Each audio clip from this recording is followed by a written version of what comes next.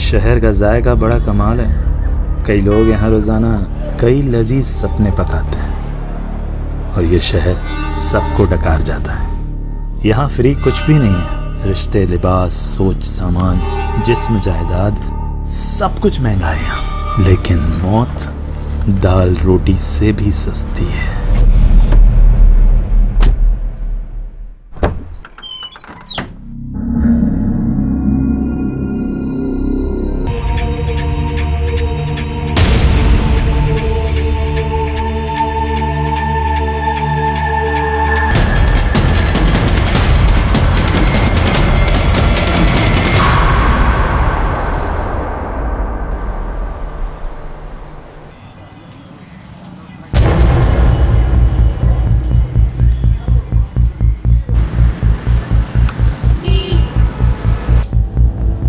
जल्दी करो। सॉरी निलोफर, सुबह से कुछ भी नहीं खाया था। वैसे हम जा कहाँ रहे हैं? अभिनंदन बैंक्वेट। अरे हाँ, आज तो कीर्ति की शादी है ना। पहले बताया क्यों नहीं मेरे को? मैं कपड़े चेंज कर लेता।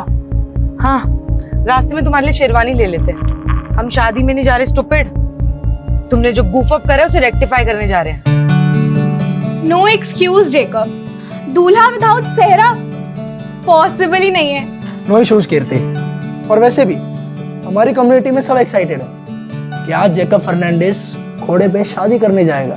घोड़ा नहीं बुद्धू, घोड़ी होती है। सीरियसली यार, इन लोगों ने घोड़ा बुक कर दिया। हंसो मत यार, जाओ जाकर जेंडर चेंज करो। अच्छा एक मिनट, मेरी फ्रेंड नीलोफर का कॉल आ रहा है। I will see you at Jaimala. Hi Nilofar. Thank God Kirti तुमने फोन उठा लिया। मुझे तुमसे बहुत इंपॉर्टेंट बात करनी है। कीर्ति, तुम्हारा होने वाला हस्बैंड एक फ्रॉड है। ये कई बार नाम बदल के पहले भी शादियां कर चुका है। इनफैक्ट इसका टारगेट होता है कि ये रिच लड़कियां फंसाता है, फिर उनसे मोटी डाउरी लेता है और प्रॉपर्टी बेच के भाग जाता है। ये इसकी मॉडस ऑपरेंडी है यार। और ये सब तो मुझे अब बता रही हूँ। 2 महीने पहले मैंने तुम्हारी डिटेक्टिव एजेंसी को इस काम पर लगाया था ताकि पता चल सके कि वो इंसान सही है या गलत, उसका बैकग्राउंड क्या है। और तुमने क्या किया? और गोल्डी, तुमने तो मुझे सारे ग्रीन सिग्नल्स दिए थे ना कि सब सही है। उसके बाद जाकर मैंने हाँ किया। कीर्ति, गोल्डी से गलती हो गई। मैंने तुम्हें सिर्फ काम नहीं दिया था नीलोफर। मैंने समझा था तुम मेरी दोस्त हो और तुम्हारे लिए मेरे कंसर्न्स मैटर करते हैं, पर तुमने किसी चीज पर ध्यान नहीं दिया। मेरी sorry. Sorry my foot Nilofar. 25 lakh लग चुके हैं शादी पे, इंक्लूडिंग योर फीस। और वहां पे ना वेन्यू के बाहर सारे गेस्ट खड़े। क्या बोलूं मैं उनको जाकर? और आज ना जेकब से ज्यादा मुझे तुम पर गुस्सा आ रहा है, और इसे ना मैं कभी भूलूंगी नहीं। मैम, कुछ बोलना भी मत। देखा, तुम्हारी वजह से कितना सुनना पड़ा मुझे। मैम गोल्डी, कुछ दिनों तक अपनी शक्ल मत दिखाना मुझे।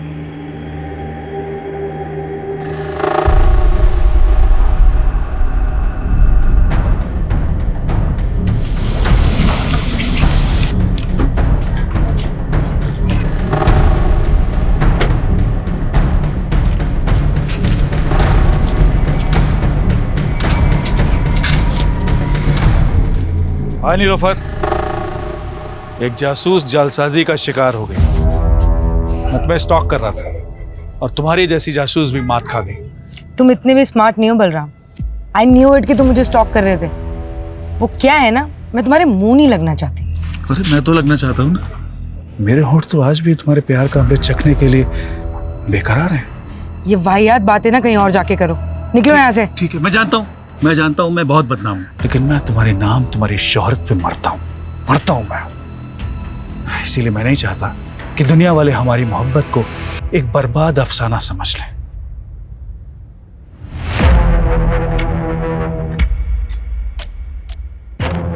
बेहतर होगा अंदर बुला लो।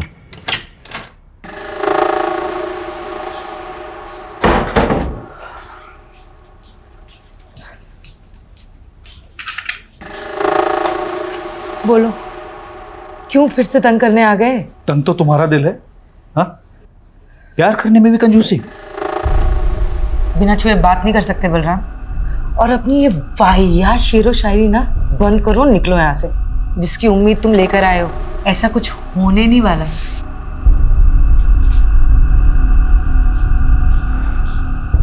मैं तो नाउम्मीद होकर ही आया हूं। तुम मुझसे क्या, मेरी जिंदगी मुझसे रूठ गई है। मतलब नीलोफर, मुझे कैंसर हो गया है।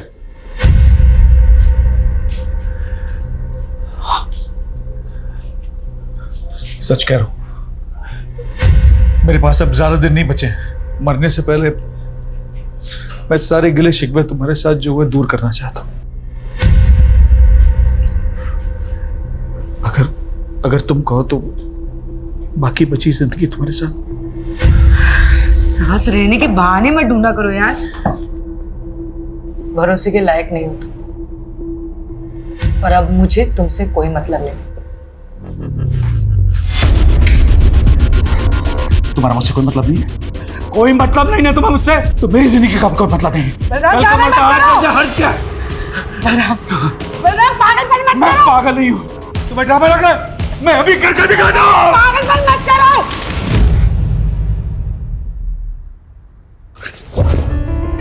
I know you love me.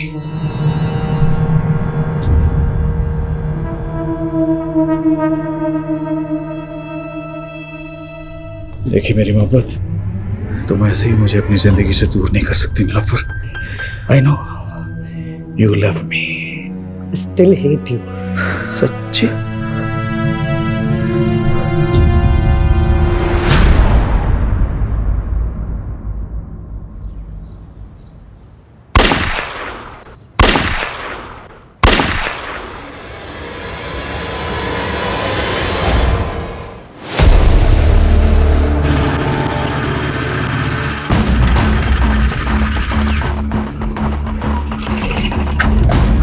Sir, पड़ोसी ने 3 गन शॉट्स की आवाज सुनी है। इसके अलावा किसी को कुछ नहीं पता सर। सर, घर अंदर से बंद है, कुछ समझ में नहीं आ रहा है। सर, मुझे लगता है ये क्लियर हॉस्टेज सिचुएशन है। चल, घर किसका? Sir, Nilofar Malik, private detective है। अभी अंदर कितने लोग हैं? सर, वो तो पता नहीं, पड़ोसी ने कहा कि मियां बीवी अंदर गए।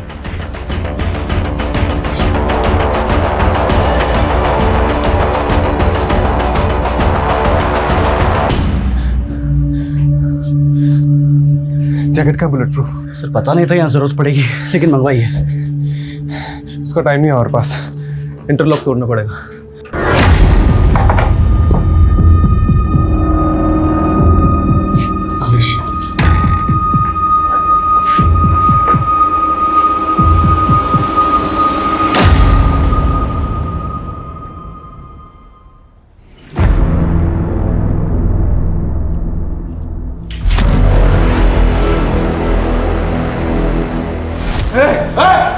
तू चलाना तो मारा जाएगा। सरेंडर कर दे, इसी में तेरी भलाई। कोई अर्ज नहीं, हम पे भरोसा करो। बेटा बाप पे भरोसा नहीं करता, पति पत्नी पे भरोसा नहीं करते, भाई बहन पे भरोसा नहीं करते। तुम चाहते हो ना कि हम तुम पे भरोसा करें? ठीक है, तुम बोलो, हम बात करते हैं। ठीक है, आराम से। सुनिए, इसका कोई दोस्त, रिश्तेदार या पड़ोस में कोई है जिसको ये मानता है? नहीं पता सर। अरे कोई तो होगा। ओके ओके, शांत शांत, रिलैक्स हो जाओ। कोई तुम्हारे पास नहीं आएगा, कोई नहीं आएगा। मेरी नीलोफर की रूह मुझे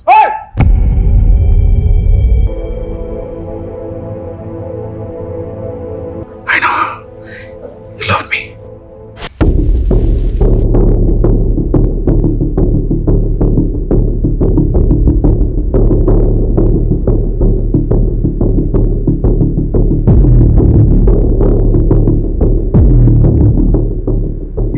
फॉरेंसिक को बुलाओ और उनको बोलो प्रीलिमिनरी रिपोर्ट जल्दी मुझे, और ये डेड बॉडीज को पोस्टमार्टम के लिए भेजो। जी सर।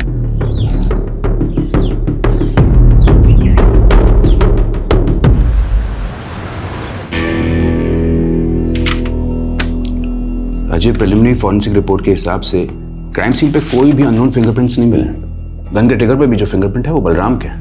इसका मतलब साफ है कि बलराम ने नीलोफर को शूट किया and then he shot himself. क्या सोच रहा है? अगर ऐसा ही हुआ है तो बलराम ने खुद को मारने से पहले ये क्यों बोला कि वो अपनी बीवी को बचा नहीं पाया? हाजी, हम सोचते हैं कि मरने वाला कभी झूठ नहीं बोलता, लेकिन यहाँ सबूत सच बोल रहे हैं। हस्बैंड वाइफ के बीच में जो भी कुछ हुआ, उसके बाद हस्बैंड ने वाइफ को मारा और फिर जेल जाने के डर से या फिर गिल्ट की वजह से उसने उसने अपने आप को गोली मार दी। आई फील ये ओपन एंड शट केस है राजीव। लेकिन मर्डर वेपन एक पिस्टल है, वो कहाँ से आया उसके सोर्स की प्रोफाइलिंग तो करनी पड़ेगी ना। राजीव, मारने वाला पिस्टल कहीं से भी अरेंज कर सकता है और इस पॉइंट को अंडर कंसिडरेशन रखकर भी हम केस को क्लोज कर सकते हैं ना। देख, इस पे इतनी एनर्जी वेस्ट मत कर। एक काम कर, पोस्टमार्टम के बाद उन दोनों के रिलेटिव्स को ढूंढो, उनकी बॉडीज हैंड ओवर कर दो and that will be all.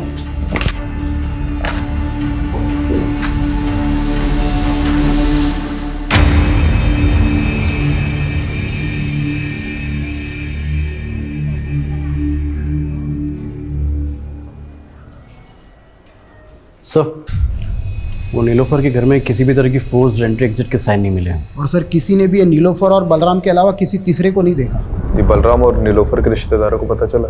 नहीं सर, लेकिन इतना पता चला है कि जो नीलोफर है ना, ये NRI थी और इंडिया में तो इसके कोई भी रिलेटिव नहीं थे। और सर हाँ, यहाँ पर इसके डिटेक्टिव एजेंसी है और इसका एक असिस्टेंट है गोल्डी। और बलराम? सर बलराम को तो यहाँ के लोग पिछले 1 साल से ही जानते हैं, क्योंकि ये बलराम ने नीलोफर के साथ पिछले 1 साल पहले ही शादी की थी और नीलोफर के घर में ही रहना था। बाकी की फॉर्मेलिटीज लोकल पुलिस कर लेगी। रस्तोगी अपने पुराने केस में लगते हैं। जी सर। ये बलराम की बातें मेरे दिमाग में अभी तक गूंज रही है। हमारे नीलोफर के घर में घुसने के पहले जो कुछ भी हुआ होगा वो बहुत बड़ा सवाल है। हमें नीलोफर और बलराम के बारे में पता करना चाहिए, हो सकता है कुछ जवाब मिल जाए। क्या नाम बताया था असिस्टेंट का? गोल्डी। नीलोफर के साथ कब से काम कर रहा था? सर तकरीबन 5 साल से। हमने सुना है नीलोफर NRI थी। हाँ सर, अमेरिका से। एक्चुअली उन्होंने वहाँ पे एक डिटेक्टिव के साथ काम किया था। अपने पेरेंट्स की डेथ के बाद वो इंडिया आ गई थी और उन्होंने अपनी एजेंसी यहीं खोल ली थी। और ये बलराम, इसके बारे में क्या क्या जानते हैं? सर बलराम सर मस्त किस्म के इंसान थे और वो अपने आप को आज़ाद मुसाफिर कहते थे। तो मुसाफिरों के ठिकाने भी तो होते हैं। कहाँ का रहने वाला था ये? सर हरियाणा में किसी जगह के थे। और काम क्या करता था? सर वो हमारी एजेंसी में काम करते थे। वो बलराम डिटेक्टिव था? सर वैसे तो वो NRPF में थे। एक्चुअली नीलोफर मैम को अपना काम एक्सपेंड करना था और वो उसके लिए एक ऐसा इंसान चाहती थी जो जोखिम उठा सके। अब सर एक्स सर्विसमैन से बेस्ट तो कौन ही होगा, इसीलिए उन्होंने बलराम सर को अपॉइंट किया। लेकिन क्या इंस्ट्रक्शन दिया था तुमको बलराम? जोशी का पीछा करना था ना, और तुम उसी के साथ हाथापाई करके आ गए। अरे पीछे ही कर रहा था मैं जोशी की कार का। उसने अचानक कार में ब्रेक मारी, मेरी बाइक टकरा गई। साली की बैकलाइट क्या फूटी, थप्पड़ मार दिया उसने मुझे, तो मैं क्या करता? अरे तुम्हारी इसी बेवकूफी की वजह से जोशी को पता चल गया कि मेरा क्लाइंट उसकी जासूसी करा रहा है। तुम छोड़ो ये जासूसी, एक बाउंसर की नौकरी ढूंढ लो, वही सूट करती है तुमको। और तभी उनका प्रोफेशनल एसोसिएशन खत्म हो गया। लेकिन सर इतने डिफरेंसेस के बावजूद भी उन दोनों में प्यार हुआ और सर पिछले ही साल उन्होंने शादी भी की थी। एक बात बता कि बलराम नीलोफर को मार सकता है? सर मुझे नहीं लगता। तो कौन मार सकता है नीलोफर को? कीर्ति, तुम्हारा होने वाला हस्बैंड एक फ्रॉड है। जेकब से ज्यादा मुझे तुम पर गुस्सा आ रहा है और इसे ना मैं कभी भूलूंगी नहीं।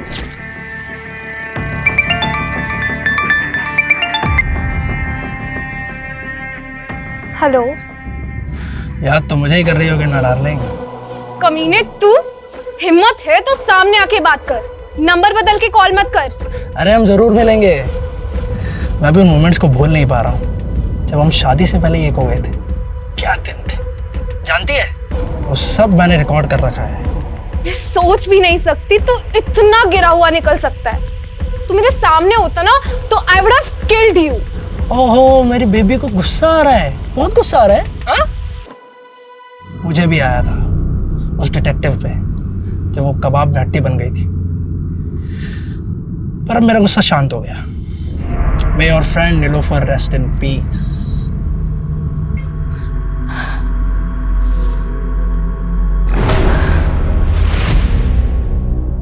क्या वो डॉक्टर आपने अचानक बुला लिया? जी, ये मार्क देखिए, नीलोफर के ब्लड में ड्रग पाया गया है और इसी ड्रग की वजह से नीलोफर शायद कॉन्शियस नहीं रही होगी और उसका रेप किया होगा। तो ये रेपिस्ट का डीएनए क्या बलराम का डीएनए से मैच करता है? नीलोफर की बॉडी पे रेपिस्ट का डीएनए मिला ही नहीं। शायद रेपिस्ट ने कॉन्डोम यूज किया हो।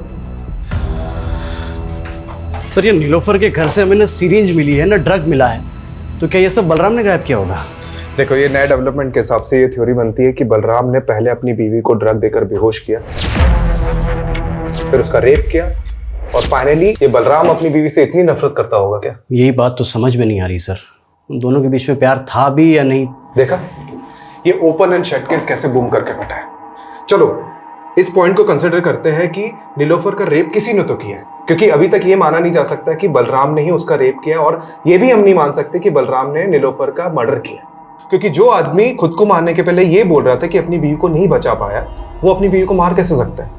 चलो 1 मिनट के लिए हम ये मान लेते हैं कि उस घर में उन दोनों के अलावा कोई तीसरा आदमी भी मौजूद था, तो क्यों बलराम ने उस तीसरे आदमी के बारे में हमें कुछ भी नहीं बताया और सुसाइड कर लिया? और अगर उस किलर के एंगल से सोचते भी हैं तो उसने पहले नीलोफर का रेप किया और फिर मर्डर कर दिया, तो फिर आई विटनेस बलराम को जिंदा क्यों छोड़ दिया? इसलिए मैं बलराम को रूल आउट नहीं कर रहा हूँ, लेकिन एक पॉसिबिलिटी तो है कि बलराम के अलावा भी कोई और क्रिमिनल हो सकता है।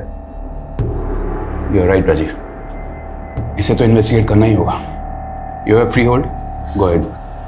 सिक्के को अगर हम यहाँ से देखें तो इसका सिर्फ एक ही पहलू नजर आता है, लेकिन इस केस का सिक्का खुद उठ के कह रहा है कि इसके 2 पहलू हैं।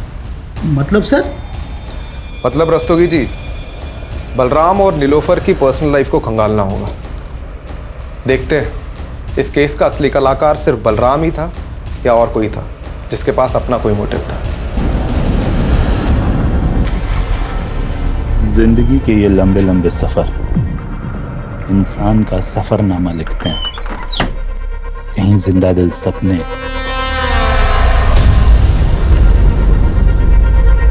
मौत के अफसाने मिलते हैं।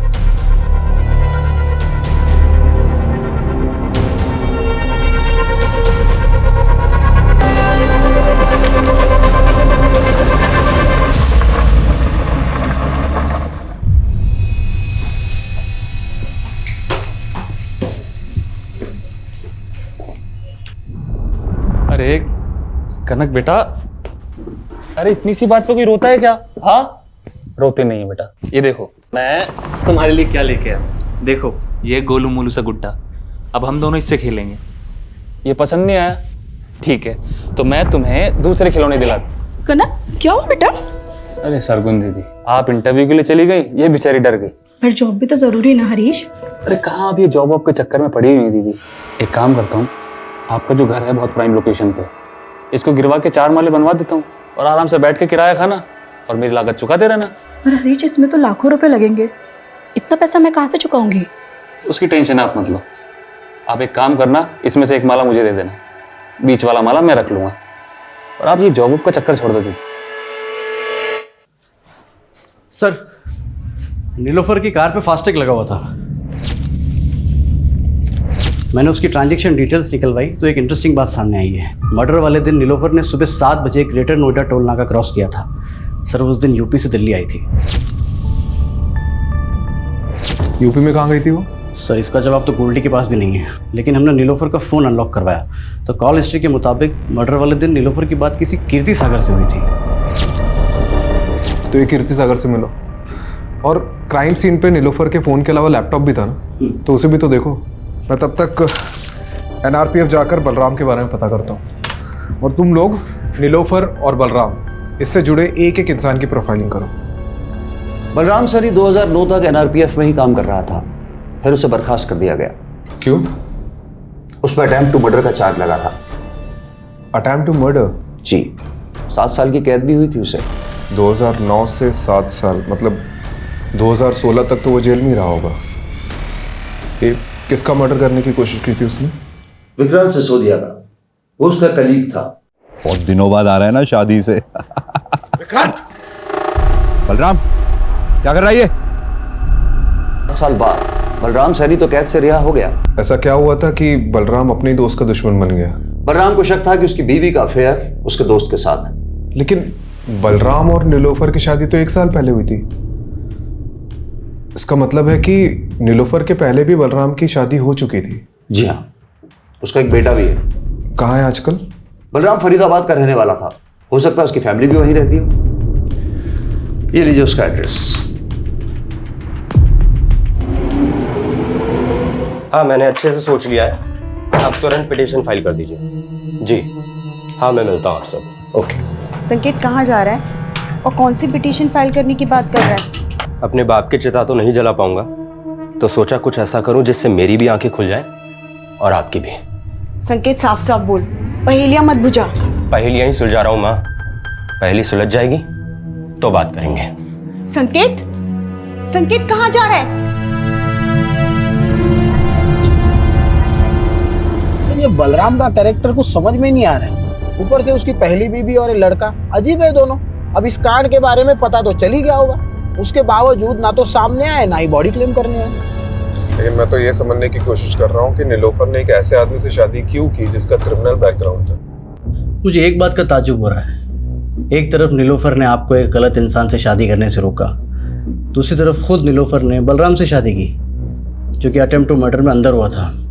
यह हमें आज ही पता चला है। इस बारे में मुझे कुछ नहीं पता, पर हाँ, नीलोफर ने मुझे ये जरूर बताया था कि बलराम पहले शादी कर चुका था, और मैंने भी उससे मजाक मजाक में पूछ लिया कि उसने बलराम में ऐसा क्या देखा। कुछ मत पूछ यार, बलराम में पतियों वाली कोई क्वालिटी नहीं है यार, और काम तो उसे करना ही नहीं आता है, और पैसा उसके पास है नहीं। तो तुझे उसमें पसंद क्या है? उसकी शेरो शायरी? वो तो है। कीर्ति, उसकी बेस्ट बात पता है क्या है? वो मेरे लिए किसी की भी जान ले सकता है, और ये सोच के ना बहुत सिक्योर फील होता है। क्या ये बलराम नीलोफर की जान ले सकता है? नहीं, उन दोनों में झगड़ा जरूर होता था, but they both loved each other. आपकी दोस्त ने कभी ऐसा कोई हिंट दिया कि उसे किसी से खतरा है या कोई उसे नुकसान पहुंचा सकता है? नहीं, ऐसा कभी कुछ नहीं बताया। पर हाँ, उस दिन नीलोफर ने गोल्डी को बहुत डांटा था क्योंकि गोल्डी ने जेकब का बैकग्राउंड चेक करने में गलती कर दी थी।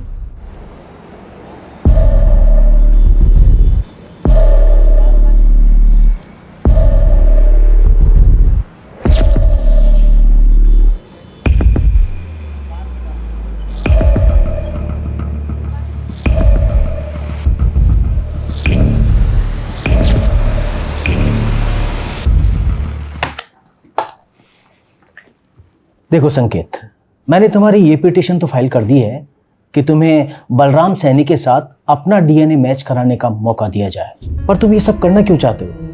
क्योंकि उन्हें लगता था कि मेरी माँ ने उन्हें धोखा ही नहीं दिया, बल्कि मैं भी उनका बेटा नहीं। पर तुम ये सब करके अपने लिए गड्ढा खोद रहे हो। मेरा मतलब है जानबूझकर पुलिस की नजर में सस्पेक्ट बन रहे हो। ये तो कभी प्रूफ नहीं होगा कि मैंने कोई क्राइम किया था, लेकिन डीएनए टेस्ट कराने का मेरे पास ही आखिरी मौका है। मैं चाहता हूं दुनिया को पता चले मेरा बाप सही था या मेरी माँ।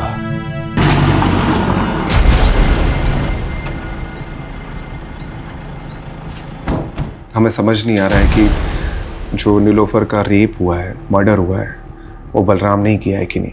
इसलिए उसके बारे में हम आपसे कुछ जानना है। देखिए, हमें पता चला है कि आपके लिए बलराम ने किसी की जान लेने की कोशिश की थी, और उसकी वजह ये थी कि आपका किसी के साथ। मेरा किसी के साथ कुछ नहीं था, उल्टा वो बलराम ही गुस्से वाला था। उसको जब भी गुस्सा आता वो मुझ पर हाथ उठाता था। इतना सब होने के बाद भी जब वो जेल से वापस आया, मैंने सब कुछ ठीक करने की कोशिश की, लेकिन वो मुझे कभी समझ ही नहीं पाया।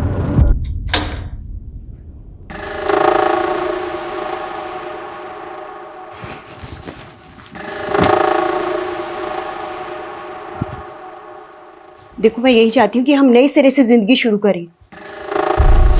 नई जिंदगी नए सिरे से? विक्रांत के बाद कोई नया यार मिला क्या? बोलना, कोई नया यार मिला क्या? जेल जाके भी तुम्हारे दिमाग से कचरा नहीं निकला ना? अरे कैसे समझाऊं, तुम्हें गलतफहमी हुई थी। चुप, बिल्कुल चुप। मुझे कोई गलतफहमी नहीं हुई है। याद कर, सैकड़ों दुआएं मांग रहे थे हम लोग को एक बच्चा हो जाए, लेकिन बच्चा पैदा नहीं हो रहा था। और अचानक एक दिन तुम बोली कि तुम प्रेग्नेंट हो गई, और जब तुमने कहा कि वो मेरा ही बच्चा है, मैं बेवकूफ मान गया। मेरी आंखें खुल गई हैं। ये संकेत उसी कमीने का खून है ना, विक्रांत का? उसकी वजह से मैं अपने बेटे के आगे शर्मिंदा हुई। जो गलतफहमी एक बार बाप बेटे ने पाल ली, वो दूर नहीं होती। आप नीलोफर से कभी मिली थी? सच बताना। हाँ मिली थी, लेकिन उसी की भलाई के लिए मिली थी। ऐसी कौन सी भलाई की आपने? सुना था कामयाब औरतों के सपने भी कामयाब होते हैं। फिर तुमने एक नाकामयाब आदमी से रिश्ता कैसे जोड़ लिया? नाकाम तो आपका रिश्ता रहा है, बलराम को तो धोखा दिया था ना आपने। बड़ी जल्दी उसकी बातों में आ गई। ये भी भूल गई कि वो 7 साल जेल रह के आया है। डूबती कश्ती में पांव रखा है तुमने। डूबने से पहले उतर जाओ तो अच्छा है। मैंने तो उसकी सलामती ही चाहिए थी, लेकिन जब अपनी किस्मत नहीं बदल पाई तो उसकी क्या बदलती। आपको शक होगा ही कि कांड बलराम ने किया या नहीं, लेकिन मुझे पूरा यकीन है कि बलराम ने पहले नीलोफर को मारा, बाद में खुदकुशी की। आखिर उसके पाप का घड़ा भर ही गया था। कैसी लगी कनक? अच्छी है ना? चल तू जल्दी से जा और जाकर के पहन के दिखा। क्या बात है दीदी, कनक के लिए नई ड्रेस? लगता है दिल्ली में जो इंटरव्यू दिया था वो पास कर लिया है। वो तो बिल्कुल बेकार गया, लेकिन हाँ कोड़ियागंज में मुझे एक जॉब मिल रही है। सोच रही हूँ कनक के साथ जाके वहीं शिफ्ट हो जाऊँ। शिफ्ट कर रही हो? तो फिर इस घर का क्या करना है? आप बोलो तो बिकवा दूँ। तो मेरा घर बेचने पर क्यों तुला है? मतलब आप कौड़ियागंज चली जाएंगी और पीछे से इस घर पे किसी ने कब्जा कर लिया तो? कमलेश, ये बलराम का कैरेक्टर कुछ समझ में नहीं आ रहा है। मतलब उसे सस्पेक्ट मानो या विक्टिम, पता नहीं। अच्छा, ये तीसरे आदमी की थ्योरी से कुछ हाथ लगा? सर ये नीलोफर का लैपटॉप ऑन किया है मैंने। इसमें सर ये जैकब की कुछ फोटोज मिले हैं। सर ये तो पहुंचा हुआ अपराधी है, कई स्टेट्स में मोस्ट वांटेड है। इसके ऊपर तो सर धोखाधड़ी और अटेम्प्ट टू मर्डर जैसे चार्जेस हैं।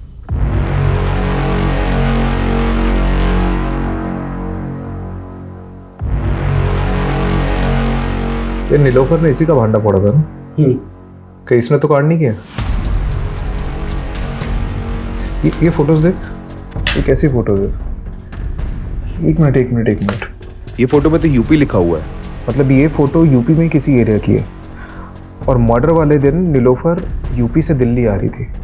उसकी फास्टैग की ट्रांजैक्शन डिटेल्स के हिसाब से वो यूपी काफ़ी आ जा रही थी, लेकिन अभी तक ये पता नहीं चला है कि यूपी में जा कहाँ रही थी।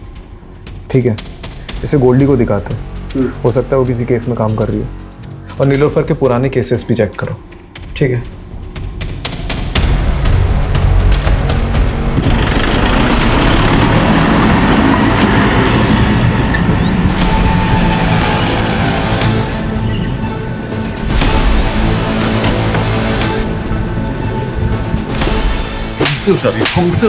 छोड़ो हमें, छोड़ो।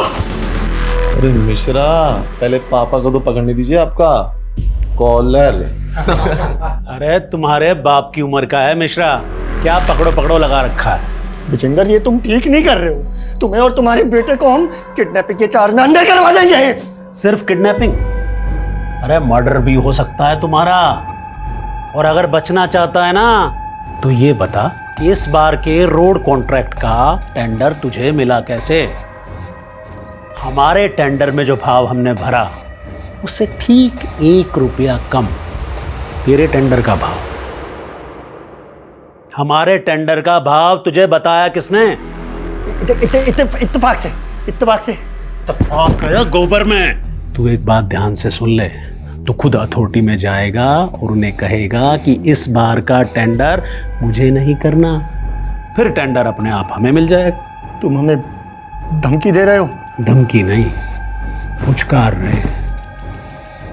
कोड़ियागंज की सबसे बड़ी मछली विजेंद्र अवस्थी।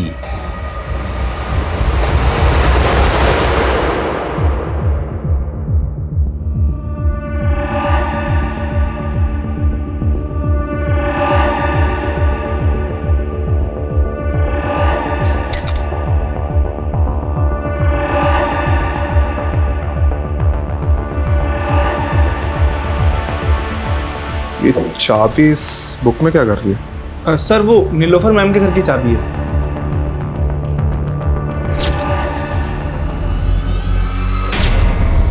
ये नीलोफर के मर्डर के दिन उसने तुझे बहुत डांटा था ना, क्योंकि जेकब का बैकग्राउंड चेक करने में तूने गलती कर दी थी। ये हमें कीर्ति ने बताया। अब नीलोफर के घर मर्डर के दिन कोई भी फोर्स एंट्री और एग्जिट के हमें निशान नहीं मिले, तो पॉसिबिलिटी है कि किलर ने ऐसी ही कोई चाबी यूज की होगी घर में घुसने की। और इससे भी ज्यादा स्ट्रॉन्ग पॉसिबिलिटी हो सकती है कि यही चाबी यूज की गई होगी घर में घुसने के लिए, जो तूने यूज की होगी। अरे सर, आप कुछ भी बोल रहे हो। अगर मैंने ही कुछ किया होता तो मैं चाबी गायब ना कर देता। और सर इससे पहले आप इस चाबी को इन्वेस्टिगेट करें और ये पता लगाए कि मैंने ही चाबी बनवाई थी तो मैं ये क्लियर कर देता हूँ। चाबी तूने बनवाई थी? गोल्डी, मेरे घर की चाबी खो गई है, किसी चाबी वाले को लेके पहुंचो ना जल्दी। और सर इसीलिए नीलोफर मैम ने 2 चाबियां बनवाई थी और एक चाबी वहाँ इमरजेंसी के लिए रखी थी। और सर रही बात कीर्ति के केस की, तो मैं नीलोफर मैम से इस बारे में माफ़ी मांग चुका था। अब सर इसके लिए मैं उनका मर्डर थोड़ी कर दूंगा।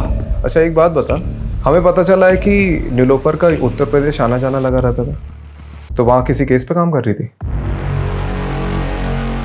Sir 1 minute.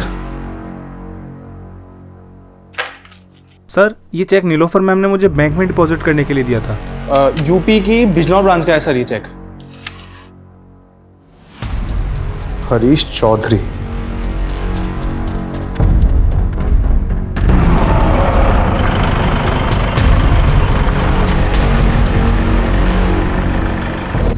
सर दरअसल मैंने ही वो चेक दिए थे एडवांस नीलोफर। किस चीज़ का एडवांस चेक? सर मेरी कजिन सिस्टर है सरगुन, 2 महीने से मिसिंग है। उन्हीं को ढूंढने के लिए मैंने नीलोफर को हायर किया था। मैंने बिजनौर थाने में भी दीदी का मिसिंग केस फाइल किया था, लेकिन पुलिस कुछ कर ही नहीं रही है। हरीश, तुम बिल्कुल परेशान मत हो, सरगुन को ढूंढने में मैं तुम्हारी पूरी मदद करूंगी। वो करती क्या थी? वो जॉब ढूंढ रही थी और इसी सिलसिले में वो दिल्ली के किसी मॉल में एक आदमी से मिली थी। वो कोई मामूली आदमी नहीं है हरीश, वो कोड़ियागंज के सबसे रईस आदमी का बेटा है। वो सोशल वर्कर भी है और साथ ही उसकी बहुत सारी कंपनीज भी है। उसी ने मुझे मिलने के लिए कोड़ियागंज बुलाया था। कोड़ियागंज? माँ, मैं भी आपके साथ चलूंगी। अरे बेटा, पहले मैं तो जाकर नौकरी पक्की कराऊं, उसके बाद तुझे भी ले चलूंगी। लेकिन उस दिन के बाद से दीदी कभी लौटी नहीं सर। ये नीलोफर ने सरगुन के बारे में कोई अपडेट दी थी? सर वो बता रही थी कि कोड़ियागंज का कोई सबसे रईस आदमी है, विजेंद्र अवस्थी करके, और उसके बेटे का नाम अमरीश है। तो उन दोनों की फोटो उसने मुझे दिखाई थी। फोटो है अभी? हाँ सर दिखाओ। ये देखिए सर वो बता रही थी कि इन दोनों पर उसको शक है, और इससे पहले ही नीलोफर कुछ बता पाती, हमने सुना कि नीलोफर और उनके पति की मौत हो गई। कोड़ियागंज जाकर तुमने इनसे बात करी अपनी बहन के बारे में? मुझे जैसा छोटा आदमी इतने बड़े आदमी से कैसे बात कर सकता है? सोचा पुलिस को ही बता दूं, लेकिन उन्होंने कुछ नहीं किया। ठीक है।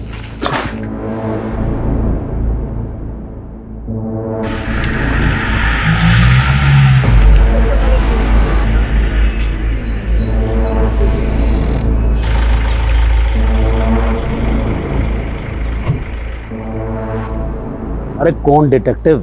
हम किसी डिटेक्टिव को नहीं जानते। डिटेक्टिव नीलोफर। 16 तारीख को दिल्ली में उसका रेप हुआ, उसके बाद उसका मर्डर हुआ, और वो सरगुन को ढूंढते ढूंढते यहाँ पे आई थी। हो सकता है आपसे भी मिली। अरे हमने आपको कहा ना कि हम किसी डिटेक्टिव को नहीं जानते।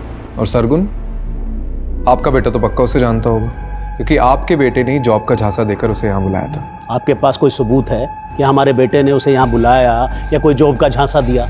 पिछले 2 महीने से दुबई में है वो। आपको कोई कहानियां बता रहा है हमें बदनाम करने के लिए। देखिए अवस्थी जी, बस रहने दीजिए, जा सकते हैं आप लोग यहाँ से।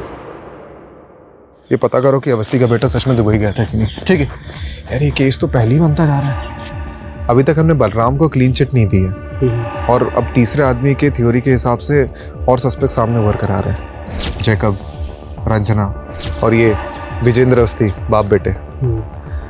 पता नहीं और कितने सस्पेक्ट सामने उभर कर आएंगे।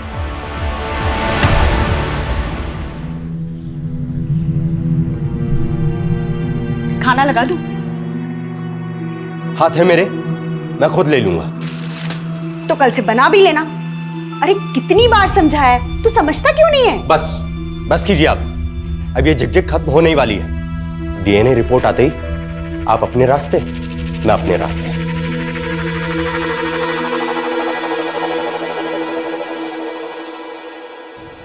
ये विजेंद्र अवस्थी बिजनौर के एसपी का दोस्त है, जहां सरगुन का मिसिंग केस फाइल हुआ था, और उसका बेटा अमरीश अवस्थी। इसका दुबई जाना उसी दौरान हुआ था जब सरगुन गायब हुई थी। तो सरगुन को गायब करने में इन लोगों का हाथ है, और नीलोफर इन्हें इन्वेस्टिगेट कर रही थी। हो सकता है उसके साथ भी कुछ ऐसे ही हुआ। सर जब नीलोफर को इन लोगों ने मार डाला है, तो सरगुन पिछले 3 महीने से कहाँ गायब हो गया? वो गायब ही है कि उसको भी। अच्छा, जब सरगुन गायब हुई उस दौरान जितनी भी अनआइडेंटिफाइड बॉडीज मिली, उसका डेटा चेक कर।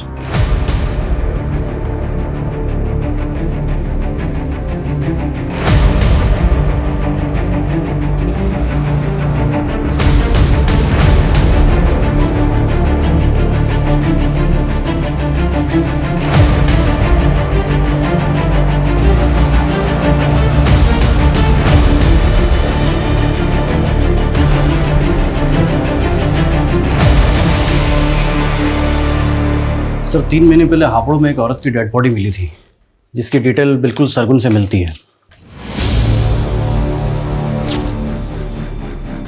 और सर हापुड़ पुलिस के मुताबिक इसकी लाश के पास में एक नोट मिला था जिसमें नज़्म लिखी हुई है। इस शहर का जायका बड़ा कमाल है। कई लोग यहाँ रोजाना कई लजीज सपने पकाते हैं और ये शहर सबको डकार जाता है।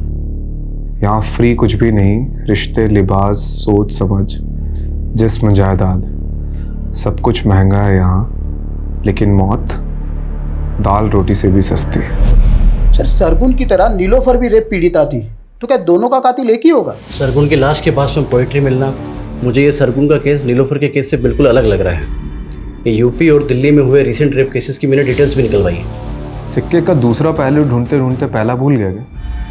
देख, सब जानते हैं कि बलराम शेर व शायरी का शौकीन था, तो हम ये क्यों नहीं सोच रहे कि वो भी तो ये सब चीज़ कर सकता है। और हो सकता है कि नीलोफर को बलराम की सच्चाई का पता चल गया और बलराम ने नीलोफर को। सर बलराम का सरगुन से कोई कनेक्शन नहीं मिला है, लेकिन फिर भी हमें इस एंगल को इन्वेस्टिगेट करना पड़ेगा। सर ये पटवर्धन ने मैसेज भेजा है, संकेत का और बलराम का डीएनए मैच हो गया है। ये संकेत बलराम का ही बेटा है।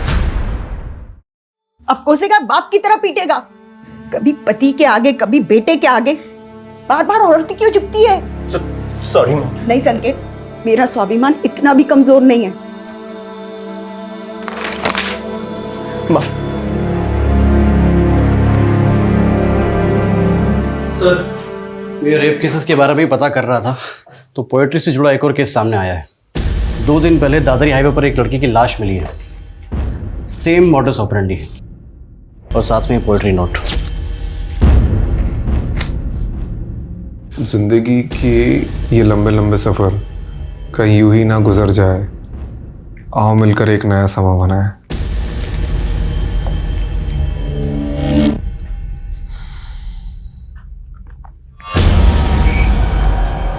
कहीं हम किसी सीरियल किलर से तो डील नहीं कर रहे। लेकिन सर नीलोफर का केस अब भी इन दोनों केस से अलग लग रहा है।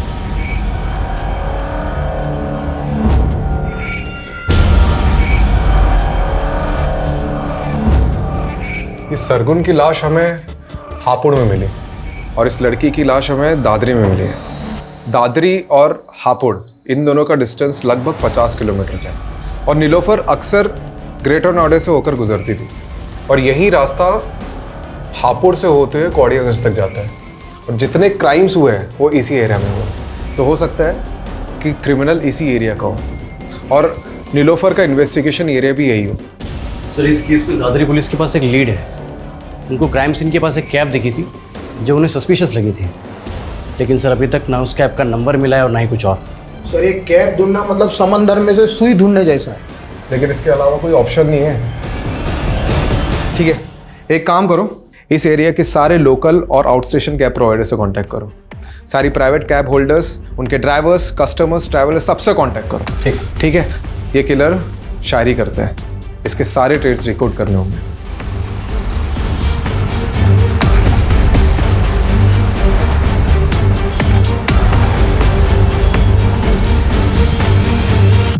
सर 300 से ज़्यादा travel agents, cab service providers और सोलो कैब ड्राइवर से पूछताछ करी।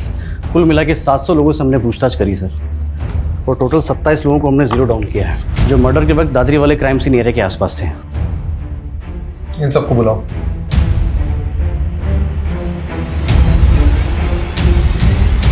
ये 16 मार्च को तो हापुड़ में था। हाँ सर। ये लड़की तेरी कैब में थी? सर मेरी कैब में बहुत सारी सवारियां बैठती हैं, अब हर किसी का चेहरा याद थोड़े ना रहेगा। 11 जून को दादरी में कहाँ पर था तू? सर दादरी में मैं हमेशा ही खिलौना फैक्ट्री में जाता हूँ सर। क्यों? रोज तुम्हारे कैब में वही सवारी बनती है क्या? सवारी? सर कैब मेरी नहीं है, मैं कैब हायर करता हूँ। अच्छा, तो कोई ऐसे कैब ड्राइवर को जानते हो जो शेर व शायरी करता है? सर ऐसा तो कोई मेरे दिमाग में नहीं आ रहा अभी। ठीक है, तुम जा सकते हो। सर 1 मिनट सर, एक कैब वाला मुझे ज़रूर याद आ रहा है, क्योंकि सर उसके म्यूज़िक सिस्टम में गज़लें चल रही थी। गज़लें? वो बंदा मुझे इसलिए याद है क्योंकि वो इंग्लिश में बोलने की कोशिश कर रहा था और सर वो अपने आप को MBA करा हुआ बता रहा था। देखो इनमें से कोई है क्या? इनमें से है कोई वो कैब ड्राइवर? सर सर ये था वो, यही सदा सर। हाँ चमन लाल। सर इसे तो मैं अभी 2 घंटे पहले ही मिला।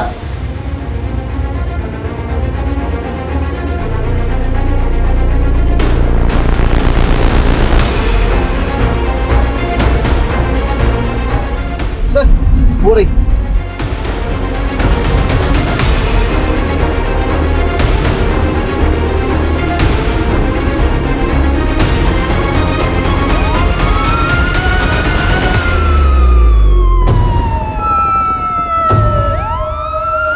हेलो, यहाँ हापुड़ रोड पे बैकअप भेजो फटाफट।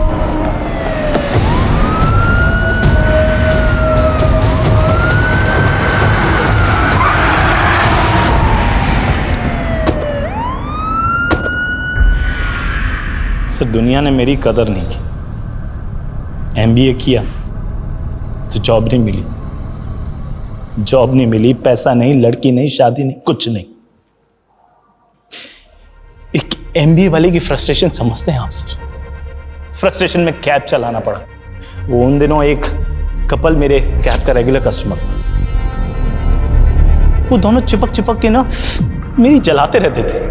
तो बस मैंने एक दिन हिडन कैमरा लगा दिया। फिर वो वीडियो बनाकर मैंने उस लड़की को ब्लैकमेल किया। वो मुझे लाखों देने को तैयार थी, पर पता है सर मैंने उससे क्या मांगा? उससे उसका जिस्म। तब से ना तलब सी हो गई मुझे।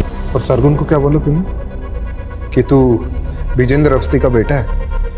सर वो हमारे कस्बे का सबसे रईस आदमी है और सरगुन से मॉल में दोस्ती हो गई थी, तो बस इंप्रेशन झाड़ दिया मैंने और जॉब का झांसा देकर अगले दिन उसके साथ। फिर सारा मालूम पड़ा कि वो नीलोफर सरगुन का पता करते करते कौड़ियागंज पहुंच गई है। एक्सक्यूज मी जी, आप विजेंद्र अवस्थी का घर जानते हैं? जी पास ही में, आइए आपको ले चलता। चलिए। वैसे विजेंद्र अवस्थी के यहाँ आपको क्या काम पड़ गया?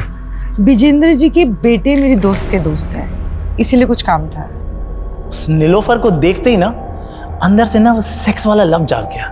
बस उसका पीछा किया, पीछा करते करते मालूम पड़ा अरे वो तो डिटेक्टिव। बस तबीयत ना निखर सी गई मेरी कि इस बार शेर एक शेरनी का शिकार करेगा। फिर एक दिन कैफे में बैठी थी तो उसकी टेबल पे चाबी रखी थी, बस चाबी उठा ली। वो अकेली रहती थी तो सोचा शेरनी का शिकार उसकी गुफा में होगा। और एक दिन उसकी एब्सेंस में मैं घुस गया अंदर, लेकिन वो तो अपने पति के साथ आ गई।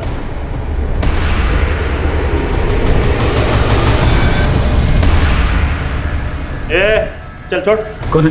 चढ़ फटाफट, इधर चल। चल कौन है? चल कौन है? चल इधर। इधर इधर इधर आओ ना, गोली मार दूंगा। देखो तुम्हें फटाफट इसके हाथ में बहुत बड़ा गोली मार। बांध। जल्दी बांध। क्या चाहिए तेरे को? बुला।